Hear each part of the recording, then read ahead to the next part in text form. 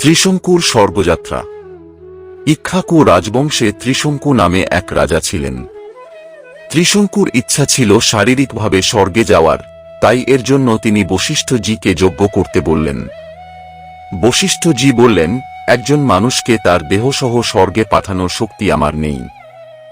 বশিষ্ঠজি তার অপারগতা প্রকাশ করলে ত্রিশঙ্কু বশিষ্ঠজির পুত্রদের কাছে একই অনুরোধ করেছিলেন যারা দক্ষিণ প্রদেশে কঠোর তপস্যা করছিল। এতে বশিষ্ঠের ছেলেরা বলল, বোকা, তুমি চাও যে কাজটা আমাদের বাবা করতে পারেননি সেটা আমরা করব, মনে হচ্ছে তুমি আমাদের বাবাকে অপমান করতে এসেছ। তার এরূপ কথা বলার কারণে ত্রিশঙ্কু রেগে গিয়ে বশিষ্ঠের ছেলেদের উল্টো পাল্টা বলেন। বশিষ্ঠের ছেলেরা ক্রুদ্ধ হয়ে ত্রিশঙ্কুকে চণ্ডাল হওয়ার অভিশাপ দেন।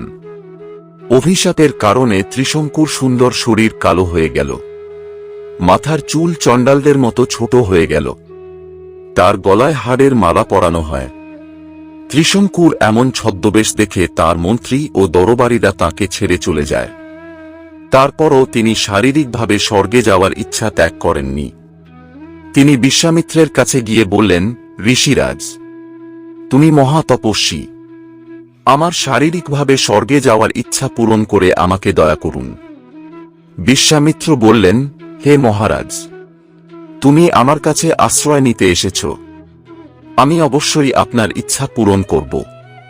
একটা বলে বিশ্বামিত্র দক্ষিণ প্রদেশে স্ত্রীর সঙ্গে তপস্যা করতে গিয়ে তার পুত্রকে ডেকে যজ্ঞের উপকরণ সংগ্রহ করতে বললেন। তার শিষ্যদের মাধ্যমে তিনি বশিষ্ঠ পুত্রসহ বনে বসবাসরত সকল ঋষিদেরকেও যজ্ঞে অংশগ্রহণের আমন্ত্রণ পাঠান।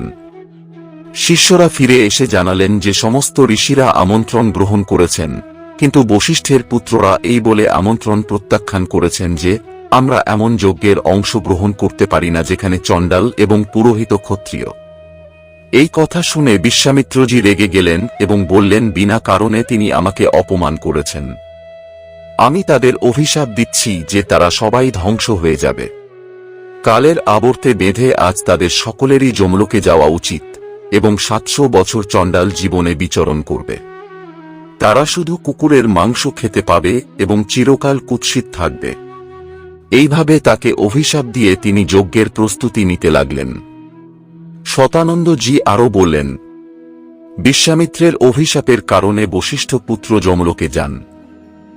বশিষ্ঠের পুত্রদের পরিণতির ভয়ে সমস্ত ঋষিরা বিশ্বামিত্রকে যজ্ঞে সমর্থন করেছিলেন।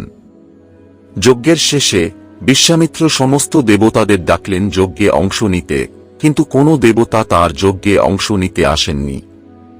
এতে ক্ষুব্ধ হয়ে বিশ্বামিত্র বললেন, হে ত্রিশঙ্কু, আমি তোমাকে আমার তপস্যার শক্তি দিয়ে স্বর্গে পাঠাচ্ছি। এই বলে বিশ্বামিত্র মন্ত্র পাঠ করতে করতে আকাশে জল ছিটিয়ে দেন এবং রাজা ত্রিশঙ্কু দেহসহ আকাশে উঠে স্বর্গে পৌঁছান। ত্রিশঙ্কুকে স্বর্গে আসতে দেখে ইন্দ্র ক্রুদ্ধ হয়ে বললেন, হে বোকা, তুমি তোমার গুরুর দ্বারা অভিশাপিত, তাই তুমি স্বর্গে বাস করার যোগ্য নও। ইন্দ্র এই কথা বলার সাথে সাথেই ত্রিশঙ্কু মাটিতে পড়ে যেতে লাগলেন এবং বিশ্বামিত্রের কাছে তার রক্ষার জন্য প্রার্থনা করতে লাগলেন।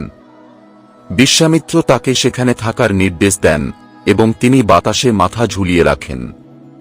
ত্রিশঙ্কুর যন্ত্রণা কল্পনা করে বিশ্বামিত্র তাঁর তপস্যার শক্তিতে একই স্থানে স্বর্গ সৃষ্টি করেন এবং দক্ষিণ দিকে নতুন নক্ষত্র ও সপ্তর্ষি মণ্ডল সৃষ্টি করেন। এরপর তিনি নতুন ইন্দ্র সৃষ্টির কথা ভাবলেন, যার ফলে ইন্দ্রসহ সকল দেবতা ভয় পেয়ে বিশ্বামিত্রের কাছে মিনতি করতে লাগলেন। তারা বলেছিল যে আমরা ত্রিশঙ্কুকে ফিরিয়ে দিয়েছি কারণ তিনি তার গুরুর অভিশাপের কারণে স্বর্গে থাকতে পারেননি। ইন্দ্রের কথা শুনে বিশ্বামিত্রজি বললেন যে আমি তাকে স্বর্গে পাঠানোর প্রতিশ্রুতি দিয়েছি, তাই আমার দ্বারা সৃষ্ট এই স্বর্গীয় গোলক চিরকাল থাকবে এবং ত্রিশঙ্কু সর্বদা এই নক্ষত্রে অমরভাবে রাজত্ব করবে। এতে সন্তুষ্ট হয়ে ইন্দ্রাদি দেবতারা নিজ নিজ স্থানে ফিরে গেলেন। ভিডিওটি ভালো লাগলে শেয়ার করুন।